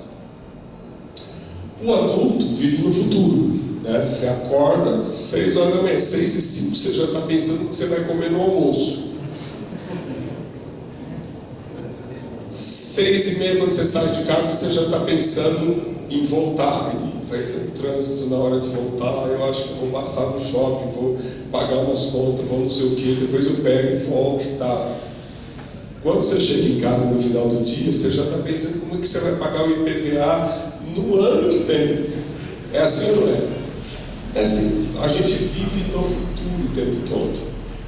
Quando a gente fica mais velhinho, a gente já sabe que está ficando velhinho, a gente começa a dizer assim, no meu tempo, né? Ou seja, você agora, a sua referência de tempo é o passado. Tudo você compara com o passado, né? Esse é o ambiente da gente quando se torna bem mais idoso, né? A gente vive no passado. E o adolescente? O adolescente vive no presente. Por quê? Porque o lobo frontal dele não projeta futuro, ou projeta muito devagar, e a emoção se concentra no que eu estou sentindo agora, no que eu estou percebendo agora, né? E ele não tem experiência suficiente para falar do passado. Então ele se concentra no futuro, aliás, no presente, né? Então é um problema, porque você junta o vô pensando no passado, o pai está pensando no presente, no futuro, e o adolescente pensando no presente. Imagina esses três conversando, né? O diálogo fica difícil, né? Um exemplo desse diálogo é de manhã a mãe: filho, leva a blusa. Aí o menino diz: mas não tá frio, né? Por que é o problema? A mãe está pensando no final da tarde, o filho está pensando no que ele está sentindo agora. E há uma enorme dificuldade, às vezes, para você tem que imaginar o que o outro está sentindo para você conseguir falar mais ou menos no mesmo tempo. Então nós, quando nos relacionamos com o adolescente, a gente está num tempo e o adolescente está em outro tempo, né? Ele está no presente. Se ele está com fome, ele está com fome, tem que comer, né? A gente é que enche a barriga de sonho, o adolescente não enche a barriga de sonho, né? Essa história que adolescente é sonhador adolescente é imaginoso, né? Mas não é sonhador no sentido da gente que sonha, né? Passa o tempo sonhando, você se pega lá no seu escritório, pensando que daqui, quem sabe, uns 20 anos, você quer estar no sítio, pescando no lago e tal. Quer dizer, esse não é o tipo de coisa que tem nenhuma sorte de apelo para o adolescente, né? É interessante, por exemplo, outro dia me perguntaram o seguinte, uma professora numa escola disse assim: mas às vezes a gente marca um Hopi Hari, que é lá o Parque Aquático de São Paulo, lá em São Paulo, a gente marca um Hopi Hari e eles ficam falando disso o tempo todo. Eles não falam como quem está planejando, até porque não são eles que planejam nada disso. Eles falam para curtir agora, ou curtir com a cara do outro, eu vou, você não vai, ou para poder contar vantagem da outra vez que eu fui. Quer dizer, não é um planejamento do futuro, é na verdade uma vivência do presente, né? De alguma coisa que é o bate-papo, que é a brincadeira, que é, enfim, esse momento. Então, essa diferença de tempo, então tem um capítulo todo sobre isso, com ideias e coisas interessantes sobre isso. Líderes inovadores, né? Porque tudo para o adolescente tem que ser novo, porque não serve nada que já foi usado, porque tudo tem que ser o lançamento, porque que tem que inventar tudo de novo, porque que não pode fazer do jeito que já era feito. Então o adolescente tem um enorme impulso para as coisas novas, para as coisas que são diferentes. Então estamos trabalhando no capítulo todo. Por que isso acontece? De que maneira isso acontece? Líderes exigentes, né? De repente, aquele menininho de 9 anos que vestia qualquer coisa que a mãe mandasse vestir, né? Agora não, agora quer escolher, né? E aí a mãe chega em casa com uma sacola de compra e ele não gosta de nada do que foi comprado, né? Aí a mãe fica chateada, fica aborrecida e tal. Mas ela não sabe qual é a batalha que tem lá na escola se ele vestir a cor errada, a marca errada, como ele vai ser prejudicado nos relacionamentos se ao invés de Nike ele usar Adidas, enfim, toda essa questão é muito importante, porque todos os adolescentes aceleraram a capacidade de visão, e agora eles veem diferenças de cores, eles veem marcas, eles veem coisas que escapavam aos olhos deles como crianças. E depois tem toda a questão social, de encontrar sua identidade, sua posição, e todas essas questões, né? Por exemplo, com os meus filhos, os dois, na adolescência, eu tive que lidar com o fato que eu sou missionário, né? E que não tem dinheiro para comprar, ou seja, gente... não é que a gente quer ser pobre, né? Nem essa a questão. A questão é que nós optamos por um estilo de vida de maior simplicidade, né? Então, explicar isso para o seu filho adolescente, principalmente quando, graças a Deus, e o esforço até dele em conseguir uma bolsa, está indo em uma escola de classe média, onde os meninos chegam com equipamentos e tal, e aí você conseguir explicar que a vida simples, dedicada às coisas espirituais, ela é uma opção de vida, e que convencê-lo a fazer junto com os pais essa mesma opção é uma história completamente difícil, porque ele está envolvido em uma batalha social que não pretende fazer reféns, é para matar ou morrer, né? Ou seja, é bem difícil para eles se posicionarem, se localizarem e assim por diante. Então, essas questões todas são questões importantes para o adolescente, não são importantes para o adulto. O adulto entender o que é importante para o adolescente ou não. Hoje eu brinquei com eles, eles ficaram todos assim e tal, porque eu fui falando da necessidade do adolescente aparecer, né? O adolescente tem uma necessidade enorme de aparecer. Então é aquele, sabe, tem que arranjar um penteado mais estranho, tem que arranjar. Esses dias eu estava falando com meu filho, ele disse: não, pai, eu sou legal, eu não tenho esse problema. Eu disse: bom, teve aquela vez que você comprou um óculos de natação cor de laranja, eu falei, que brilhava. Eu falei: filho, você tem certeza que é esse óculos que você quer, né? Não, pai, esse aqui é legal, né? E tem ali o cabelo que às vezes raspa, fica careca. Eu falei: filho, não precisa, deixa um pouquinho de cabelo aqui, né? Mas existe essa necessidade, né? De se posicionar, de aparecer, de ocupar seu espaço, de ser notado, e isso é importante. E não é mais importante para nós já tivemos isso outro tempo. Hoje a gente não acha importante. Por exemplo, a gente não acha importante hoje ficar conversando com 1 milhão de pessoas. Aí você fica com o seu filho: larga esse telefone, pelo amor de Deus, vai fazer alguma coisa útil. Mas o que é útil para o adolescente? O útil para ele é conversar com pessoas. Por que ele tem que conversar com pessoas? Porque ele está reconstruindo a identidade dele. Até para a adolescência ele tinha uma identidade, que era daquele menininho fofinho, daquela menininha gordinha, da carinha redonda, né? de rabinho, de chuquinho, de Maria Chiguinha e tal, com a roupa que a mãe escolheu e tal, né? É só pegar a foto deles de 7, 8 anos e começar a mostrar para eles. Eles vão dizer: nossa, como ela é feia, como ela é bocó, como ela é nossa e tal, né? Agora eu sou cool, agora eu sou legal, né? Agora eu sou tal, né? É muito engraçado isso. Aí, de repente o cara estica, né? De repente a menina toma corpo de mulher, cresce o quadril, toma outra forma. A gente tem uma área do cérebro que é dedicada aos mapas mentais, que é o que permite a gente, por exemplo, você não olha numa foto com um monte de gente e precisa ficar olhando no espelho da foto até achar a sua cara lá. Não. Você já sabe qual é a sua cara, porque ela está gravada no mapa mental. Se você estiver muito perto de uma pessoa, você não confunde a mão da outra pessoa com a sua. Porque o mapa mental sabe exatamente onde a sua mão está. Agora pense no adolescente que perde de 30% a 50% das conexões do cérebro. E perde por quê? Porque não adianta mais. Aquela carinha gordinha não é mais a minha cara. Aquele bracinho pequeno não é mais meu braço. Aquele pezinho 32 não é mais o meu, que estou usando 40. Quer dizer, não adianta mais esse mapa mental. O cérebro corta fora. E aí tem que construir um novo mapa mental. Como é que constrói um mapa mental? Passando horas na frente do espelho, né? Você fica olhando no espelho.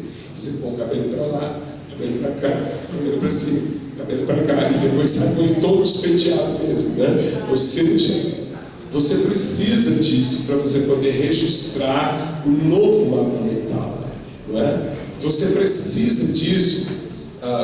Então você pega a máquina fotográfica digital, o telefone celular, tira a foto assim, tira a foto assim, e tira a foto assim, e depois tira a foto assim, e depois põe tudo no Facebook e pergunta para os amigos o que eles acharam. Porque os amigos é que passam a dar para você o feedback de quem você é, de quem é a sua pessoa.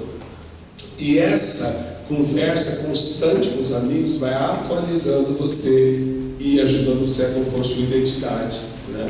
Então a necessidade que o adolescente tem de conversar com os amigos é muito grande. A gente sai da igreja no domingo, já fica o pai esperando até não sei que hora o pessoal conversar na porta da igreja, Depois, então, quando eles finalmente entram no carro, ainda vão mandando mensagem de texto para a mesma pessoa com quem eles estavam acabando de conversar agora, né? E nós adultos não entendemos essa necessidade. A gente quer ir logo dormir, que amanhã de manhã tem que trabalhar. Porque trabalhar para nós é mais importante do que conversar, bater papo com os amigos.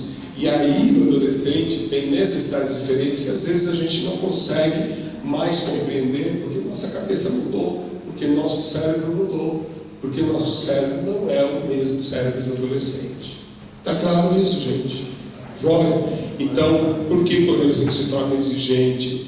Líderes velozes, por que o adolescente faz tudo com pressa, exceto a lição de matemática? Líderes ensináveis, por que o adolescente ainda pode ser ensinado e de que maneira? Líderes emocionais, o que fazer com tanta emoção do adolescente, tanto drama, né? É um drama, o mundo está sempre acabando, sempre é o fim do mundo, tudo e tal. Então, como agir dessa forma? Líderes sociais, por que tanto amigo? Por que tem que ter tanto relacionamento e assim por diante? Líderes sexuais, então o capítulo sobre sexualidade do adolescente não é para ser ignorado. Ou seja, você pode até deixar passar há dois grandes momentos do despertar sexual, um pré-despertar sexual ali pela idade de 6, 7 anos de idade, que é uma idade mais genital, a criança quer saber para que serve isso, por que tem um ossinho no meu pipi, e todas essas coisas. É um momento que os pais até podem ignorar, ele passa, porque quando entra a fase de latência, como a psicanálise considera, aí por volta dos 8, 9 anos de idade, esse impulso todo desaparece, né? A criança fica legal, não tem problema, por uns 3 anos, não tem grandes preocupações com a área sexual da criança, exceto se ela estiver vivendo no ambiente ou assistindo televisão, coisas impróprias, ou no ambiente, às vezes, da escola, com crianças muito sexualizadas, ou enfim, assistindo muito funk, ou morando em uma favela lá no Rio, provavelmente vai ter um pouco dessa dificuldade. Mas aí, quando entra a puberdade, aí o negócio vem para ficar.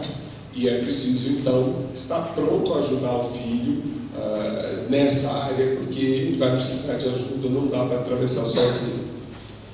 E líderes espirituais, como funciona a espiritualidade do adolescente?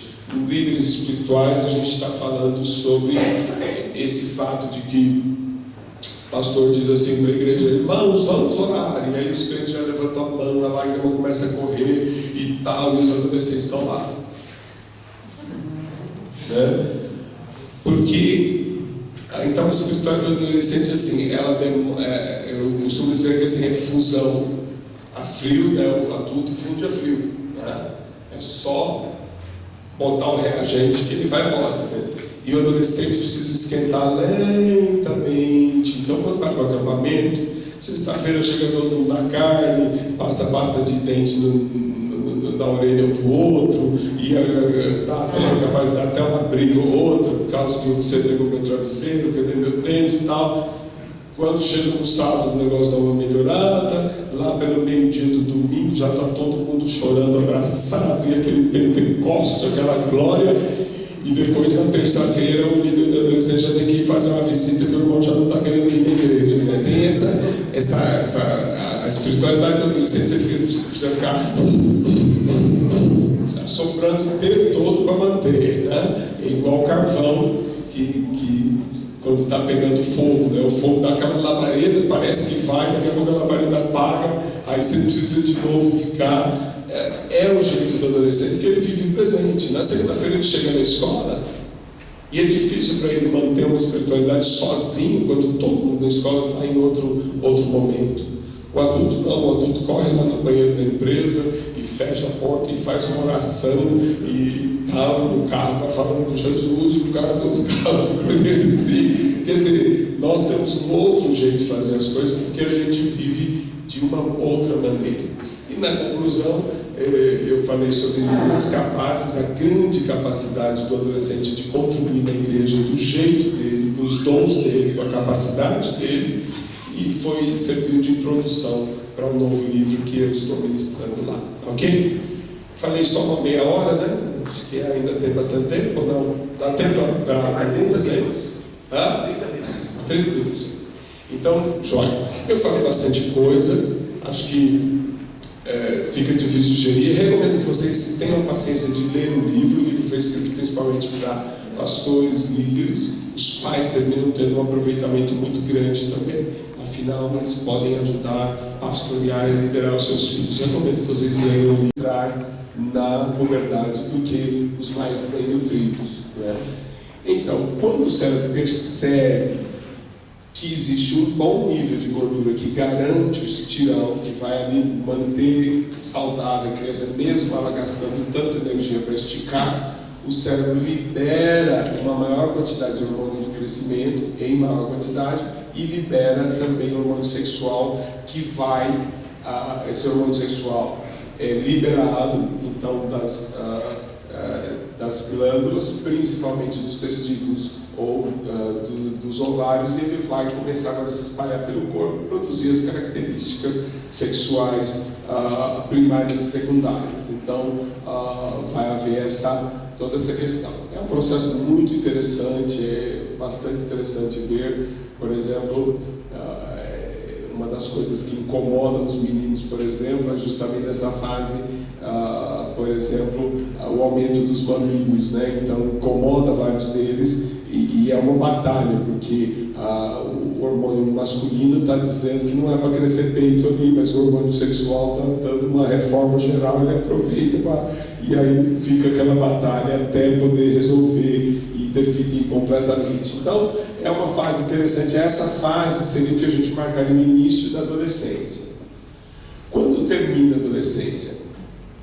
Parece razoável terminar a adolescência quando começa a reforma no lobo frontal, né? Que seria pelos 16 para 17 anos. Aí a gente aproveita uma coisa que é cultural aqui no Brasil, que é o final do ensino médio. Porque com o final do ensino médio, toda a pressão de vestibular, ou então de arranjar um emprego e tudo mais, há um salto muito grande na vida da pessoa. Então, na AME nós definimos de 11 a 17. Agora, 11, nem todo mundo entra na puberdade com 11 anos. Tem meninas que com 9 para 10 já estão tendo a primeira menstruação. E tem meninos que com 13 anos não tem nem sombra ainda que vão agora disparar o crescimento dos testículos, o crescimento do pênis e assim por diante. Então, essa diferença de idade que tanto incomoda eles, né? Agora eu estou lá no norte, o filho da líder dos adolescentes está com 12 para 13, magrinho, pequenininho, todo preocupado, não, vai chegar a hora, está chegando já e tal, até porque ele é saudável, é bem nutrido, mas é do tipo magrinho, pequeno, então a puberdade vai estar vindo um pouco mais tarde para ele, né? Ainda tem aquela cara de pré-adolescente, com aqueles dentões, né? E aquela cara de pré-adolescente. Então demora um pouco para ele, né? O que diminui o dente de pré-adolescente é o tamanho do nariz do adolescente, né? Conforme a cara fica comprida, o nariz cresce, e aí você compara o dente com o nariz, vai ficando mais proporcional. Respondi? Então nós arbitrariamente definimos 11 na média do início da puberdade até os 17, que seria o final do ensino médio, quando parece que então seria um bom período para considerar neurologicamente a adolescência. Eu acho que com essa lavagem toda, o Brasil, principalmente sexual, a sociedade geral, essa questão sexual muito forte no Brasil, fala um pouco mais sobre essa questão da abordagem dos pais com respeito à sexual, né? Em geral, assim, Um dos problemas para o adolescente, a questão, eu sempre digo isso para os próprios adolescentes, né? Na Bíblia, a ideia sobre pecado parece mais ou menos o seguinte: tem uma lista, né? Uma lista vermelha assim, daqui para cá é pecado, daqui para cá é santidade, ok? Um adolescente querendo explorar o mundo, as novidades, qual a tendência dele? Andar o mais próximo da lista possível. A maior parte das perguntas dos adolescentes para mim são: representando isso, botando nas minhas palavras, quão próximo é que eu posso andar da lista? Né? Mas a palavra do apóstolo Paulo é fuja, quer dizer, afasta dessa lista, fuja das paixões da mocidade. Não está dizendo fuja do pecado, está dizendo fuja das paixões que potencialmente levariam ao pecado. Então, às vezes o adolescente me pergunta: posso escutar a música do mundo? Bom, a música do mundo coloca você mais perto da lista, mais longe da lista. Porque pecado não é todo filme que a gente assiste. Você senta no aeroporto, fica a música do mundo tocando direto. Quer dizer, então, Deus me livre, né? Nós já estamos no inferno já. Pecado não é. Só que quanto mais tempo você gasta ouvindo o mundo, mais perto da lista você fica. Quanto mais longe da lista você estiver, mais vai demorar para você cair em tentação. Então, respondendo a sua pergunta, tentando corrigir uma dessas curvas que Satanás criou. Satanás criou a ideia de que a religião, a fé, existe para nossa satisfação. Mas a fé existe para satisfazer a Deus, não a nós. Nós existimos para fazer a vontade de Deus, não Ele para fazer a nossa. Então, eu fiz já 2 apelos lá. O primeiro apelo que eu fiz com os meninos lá foi assim: eu quero que vocês ofertem algo em louvor para a glória de Deus. Eu quero que vocês ofertem o seu namoro no altar do Senhor. Diga assim: eu não vou namorar, né? Quer dizer, sacrifica isso, né? Porque Deus vai ficar mais contente com isso, porque você está mais longe do pecado. Então, um dos grandes problemas que a gente tem dentro da igreja hoje, com um alto nível de sexo fora do casamento e outros problemas, é o fato de que muitos pais de adolescentes não fazem mais questão e vão deixando. Irmãos, imagina, né? O seu adolescente ou a sua adolescente, a mãozinha, né? O motor, o sistema motor, 350 km por hora, né? A paixão, 350 km por hora. E a Suzy, 7 km por hora. Você acha que dá para segurar essa barra? Tá. Então, quer dizer, outro conceito que eu acho que é um conceito muito mundano, é nós pensarmos em sexo só como uma penetração, uma relação com uma penetração. Quer dizer, um beijo de língua que dispara o coração do adolescente já não é sexo, ele já não está com o seu corpo todo em função sexual. Então, quer dizer, que tipo de namoro santo é esse que existe? Né? Ou seja, nós precisamos puxar um pouco a corda. Minha experiência como pastor é que depois que se deu corda, puxar a corda é difícil. Mas não é isso que todo bom pescador adora fazer, né? Dá a corda, puxa de novo, né? Quem já pescou assim? Né? É assim ou não é? Você não gosta de dar corda só para ver o bicho, né? Depois vai, tem aquela luta toda. Tem que puxar a corda hoje dentro da igreja. Nós temos que chamar a santificação de volta à igreja. Essa é a hora de enrolar um bilhete agora na igreja, gente. Nós precisamos puxar, porque senão nós vamos perder essa geração inteira. Né? Agora, uma das coisas que eu estou fazendo é tentar ajudar a igreja a ter a coisa boa. Né? Então, por exemplo, o lado bom da questão. A gente vê uma estatística sobre masturbação. X% de adolescentes cristãos se masturbam. E sempre anunciado o lado negativo, né? Porque não olha o lado positivo e vê X% que não faz. Quer dizer, então é possível não fazer?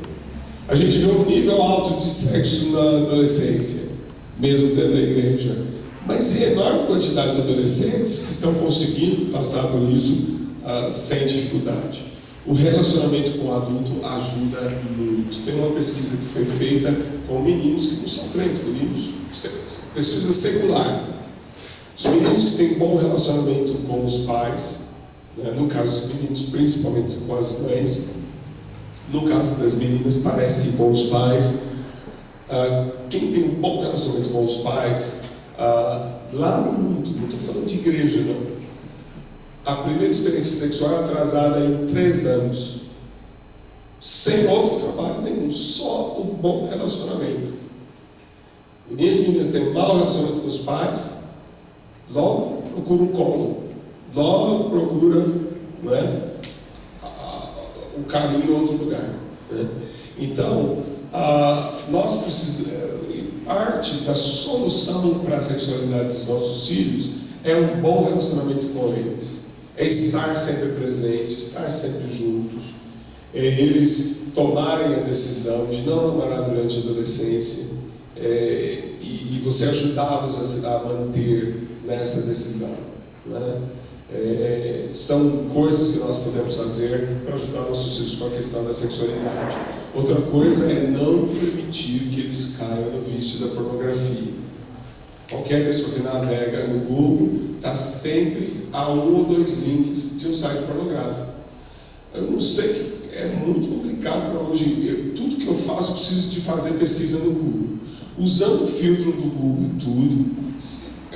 Como a gente faz muita coisa gráfica, precisa de muita foto. Então já vai lá na lapela de fotos e chama qualquer palavra. Por exemplo, esses dias a gente precisava fazer um site de evangelização através do esporte. É terrível, porque você bota a palavra futebol, que é a coisa mais que você conhece, bota a palavra futebol no Google com o filtro ligado. E vai aparecer um monte de mulher com um shortinho minúsculo, segurando bola, etc. Não sei o que tem a ver com futebol esse negócio, né? Não sei o que tem a ver com futebol. Então, nós estamos vivendo uma situação muito complicada e é fácil o adolescente hoje cair no vício da pornografia. Então, agora eles estão começando a aparecer, não tem interesse econômico em permitir que isso exploda, que são sites que são sites, por exemplo, que se você entrar em um site pornográfico, esse site vai avisar o conselheiro que você entrou e ele vai mandar uma mensagem para você, vai procurar entrar em contato com você para dizer que isso não é bom. No Brasil a gente ainda não tem muita coisa desse tipo, mas nós precisamos criar mais recursos. Melhorar os filtros do computador, o próprio adolescente precisa admitir não ter privacidade, né? Muita privacidade, muito segredo, muita coisa escondida, entope a vida do adolescente de coisas. Então, o adolescente não deixa o pai entrar no quarto dele, que o computador é cheio de senha, que toda essa coisa. Então, tem coisa a esconder, não é? Então, procurar reduzir a privacidade. Não é anular completamente a privacidade, mas é reduzir a privacidade, né? Em casa, meu acordo com meu filho é que, tudo bem, ele pode dormir com a porta do quarto dele fechada, mas nós não temos a obrigação de bater na porta dele ou avisar que a gente vai entrar em nenhum momento no quarto, ou seja, justamente porque a gente não quer dar um excesso de privacidade, porque o adolescente pode precisar de socorro, pode precisar de ajuda, a gente não vai estar lá para poder ajudar, né? Então, sim, procurar o máximo possível, de tempos em tempos, a gente dá uma checada no histórico do computador, usa alguns recursos para poder ajudar o adolescente a se organizar, se disciplinar dentro dessa área sexual. Então, algumas ideias, né? Não tanto. Manter menina em boa atividade esportiva ajuda muito a eles a estabelecerem, tanto porque o esporte traz uma disciplina, eles precisam dobrar a carne para poder atingir novas metas esportivas, e eles aprendem. Por isso o apóstolo Paulo fez tanto paralelo entre esporte e santidade, né? Boxe e santidade, corrida e santidade, né? A relação entre esporte e santidade é muito forte no ministério do apóstolo Paulo, porque ele via no esporte uma maneira de adquirir disciplina. Então ele entendia que isso era um bom paralelo do que o cristão precisa fazer na vida espiritual. O adolescente que está precisando adquirir disciplina, se ele é um bom praticante de esportes, ele vai terminar Agora, existem ambientes e ambientes, né? Às vezes o próprio ambiente esportivo é corrupto, então aí precisa tomar cuidado com isso, precisa ver qual é o ambiente que vai colocar o filho. E aquilo que eu falei é que as pesquisas dos últimos anos demonstraram finalmente uma forte relação, total relação entre a liberação de endorfina e a prática do esporte de baixo impacto e alta duração. Para a infelicidade dos brasileiros, o futebol não entra nessa característica, porque o futebol é de alto impacto e baixa duração. Você dá uma corrida e fica esperando a bola, dá outra corrida, espera, então ele não produz esse esforço contínuo que é necessário para iniciar a liberação de endorfina. A liberação de endorfina é tão conhecida há tantos anos que isso era chamado de o barato do corredor, né? Quer dizer, o corredor tinha assim esse barato, né? Pensando na questão, a pessoa que se droga, né? O corredor tem uma experiência semelhante. Depois da corrida ele fica legal, né? É legal, né? É a endorfina que entrou no cérebro. É exatamente uma quantidade semelhante de endorfina que entra no ato sexual, na satisfação sexual. Então, o adolescente que adquire isso através do esporte fica bem, fica sossegado. Agora, também não dá para combinar o esporte com pornografia, porque aí ele vai sentir a satisfação de um lado, mas ainda vai estar sendo estimulado a outro tipo de experiência de outro lado. Ok?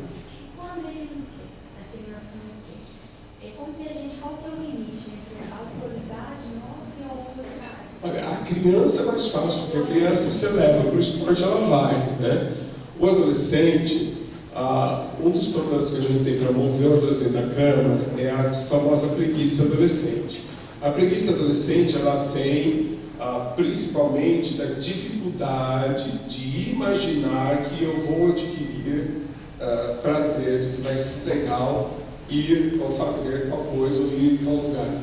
Então, às vezes, o adolescente, vamos em tal lugar. Ah, não.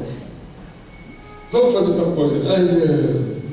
E às vezes você leva, ele vai meio empurrado e aí depois ele se solta e tal. Às vezes não, para não dar bandeira, ele fica com aquela cara meio amuada, mas às vezes vai e às vezes se diverte. A outra coisa é conversar com o adolescente, às vezes objetivamente. Você deve conversar um pouquinho sobre suas necessidades de satisfação, de prazer e tal, né?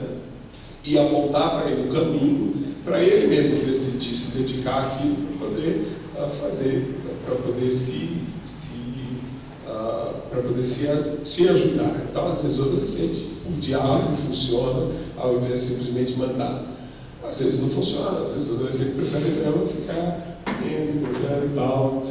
E às vezes eles não percebem isso, às vezes por alguma questão de depressivo, por causa do impacto emocional da adolescência, e algumas outras coisas assim. Cada caso seria um caso, seria difícil, estou falando assim genericamente, teria que entender qual é a situação. Não sei se responde. Por exemplo, essa questão da espiritualidade, nós vamos um pouquinho disso. A questão de engajar, né? O adolescente na igreja, ou até na leitura da Bíblia.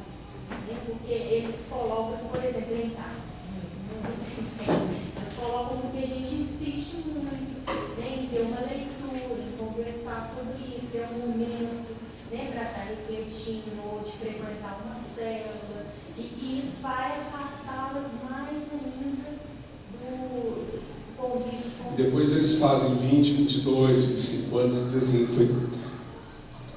vou ouvir dizer assim, a coisa mais importante da minha vida foi que minha mãe insistiu que orasse, etc. E tal. E hoje eles já sabem disso. A questão é a atenção do violão.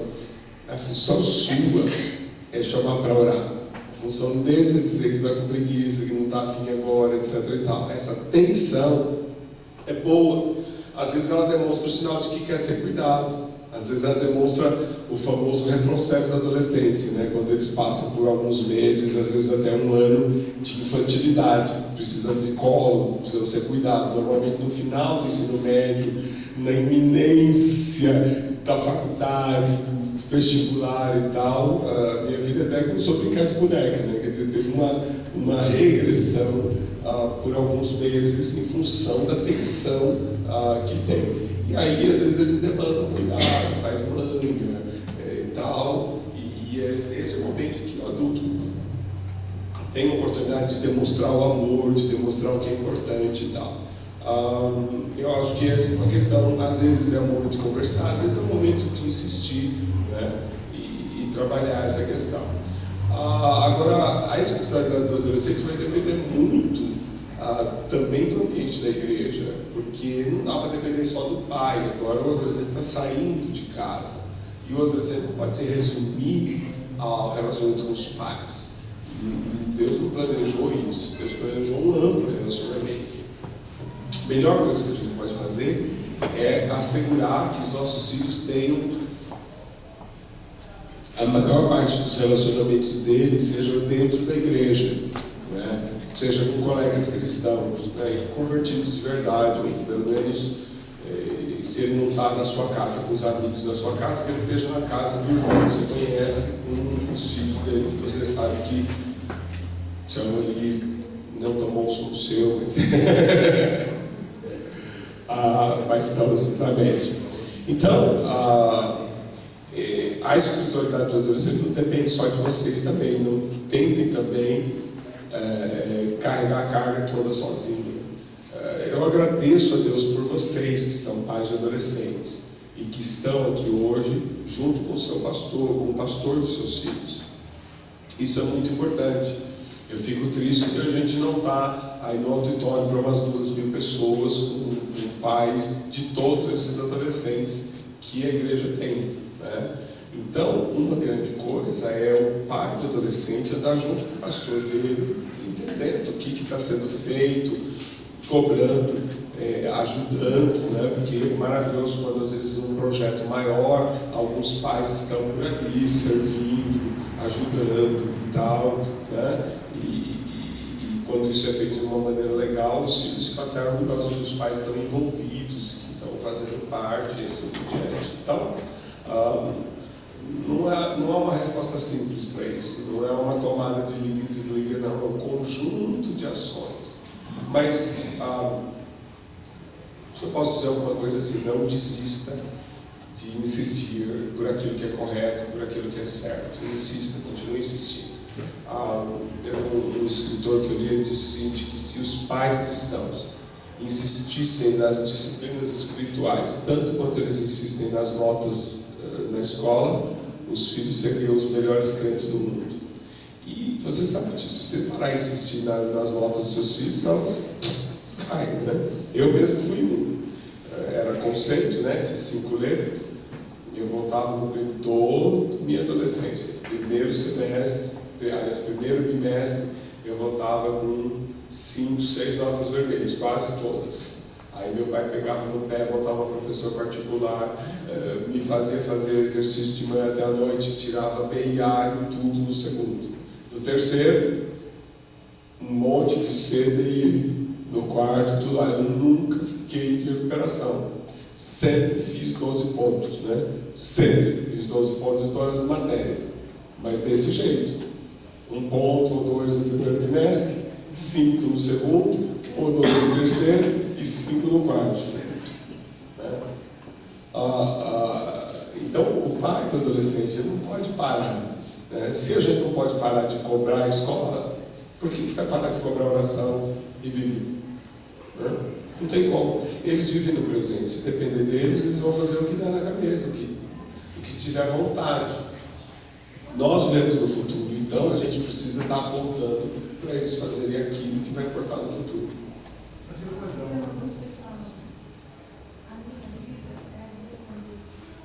Como assim? Não, isso não existe. Nós somos um corpo. Eu preciso tirar esse conceito maligno. Nós não somos indivíduos, nós somos membros de um corpo.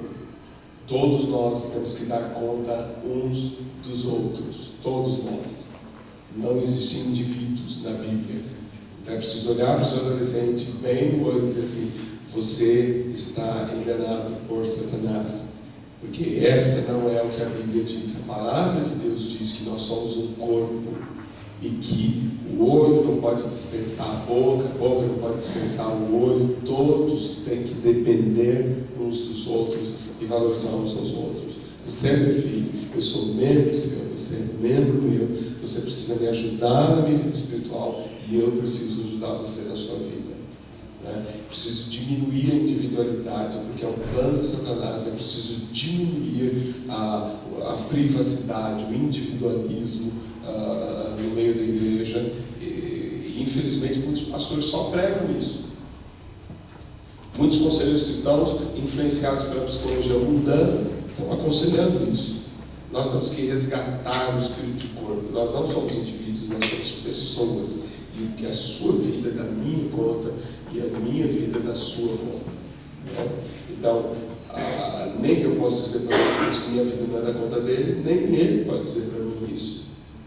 Deus nos colocou juntos justamente para caminharmos juntos, um ajudando o outro. Esse é o plano de Deus, essa é a vontade de Deus. E aí a gente pode citar de Gênesis, Apocalipse, principalmente no Novo Testamento, passagens continuadas tratando de considerar uns aos outros, orar uns pelos outros, carregar as cargas uns dos outros. Não tem privacidade na Bíblia, que é a vida de um na conta de todo mundo. Então pega firme nesse sentido. Hein?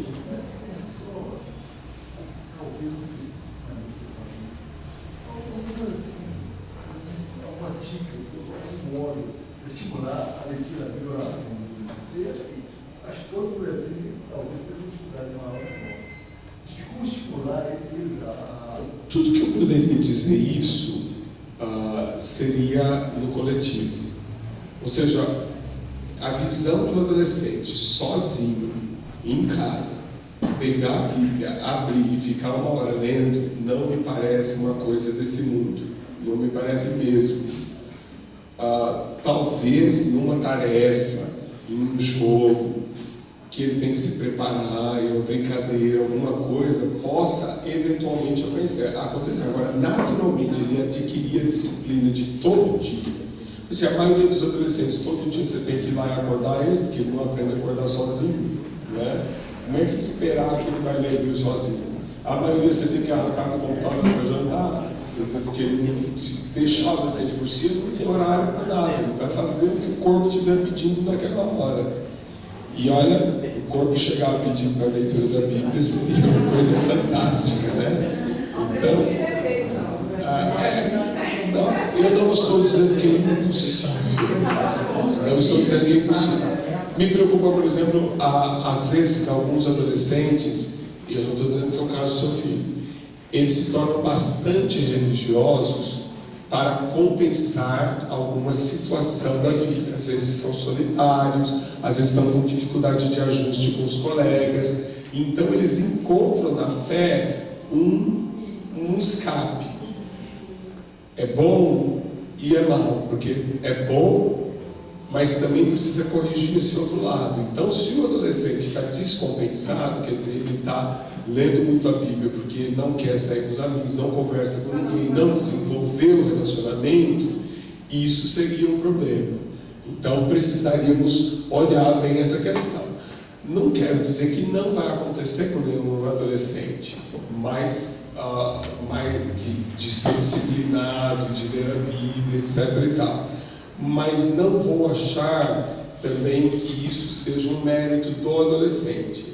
Às vezes está relacionado ao temperamento dele, à personalidade dele, uma pessoa mais sistemática, mais organizada em várias áreas da vida, etc. e tal. Quando é que o hábito da leitura bíblica pode aparecer? Esse hábito ele não está tão relacionado ao processo de vício.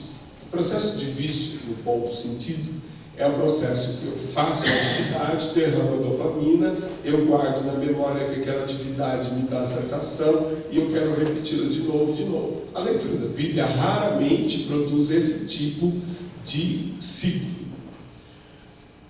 Então a leitura da Bíblia está relacionada com outra coisa. Ela está relacionada com o senso de organização. O senso de organização é uma área do cérebro que faz a gente perceber a desorganização e nos estimula a organizar, pôr em ordem as coisas. Então vocês, como adultos, saem apagando a luz da casa e reclamando, apagando a luz da casa, porque esse senso de organização está desenvolvido. Então a irmã entra dentro da cozinha e não suporta ver aquilo. Aí ela saiu, ficou um dia fora, quando ela volta, fala para as filhas: como vocês só aguentam entrar numa cozinha desse jeito? Por que você... Ela tem um senso de organização, as filhas não têm, né? Lá pelos 19 anos é quando esse senso de organização toma um impulso grande. E aí, a partir de então, o adolescente consegue se organizar melhor. Essa é uma área que, por exemplo, um adolescente muito organizado aos 14, 15 anos, pode ser que seja um diferencial no cérebro dele, ou seja uma característica específica dele. Uma coisa que o adolescente também assume é quando ele assume a responsabilidade com outras pessoas e ele é corretamente empoderado. Aí o adolescente, ele ora e estuda a Bíblia por causa de... porque ele vai ministrar, porque ele vai falar, porque ele vai dirigir. Isso é outra coisa, é disso que eu estava falando. O adolescente vai ler a Bíblia porque ele tem um jogo, tem uma atividade, porque ele tem algo estimulante. Aí ele tira o impulso do prazer, o prazer de estar com os amigos, o prazer de liderar, de cuidar. Existe uma série de prazeres que vão ajudar então na leitura da Bíblia. Então, normalmente os adolescentes que estão em função de liderança tendem a ler mais a Bíblia e orar mais do que aqueles que deveriam ler apenas para a saúde, como se fosse apenas, né? Para a saúde espiritual. Nesse caso, o adolescente ainda precisa ser advertido de que é a mesma coisa que nós pastores vivemos falando uns para os outros, que não adianta eu ler a Bíblia só para pregar, quer dizer, eu preciso ler a Bíblia para corrigir minha própria vida e tal. Então a vida devocional é um pouco diferente da vida ministerial. Então essa diferença, eu estava falando da vida devocional do adolescente, ela depende da ajuda do adulto sempre, ou do coletivo.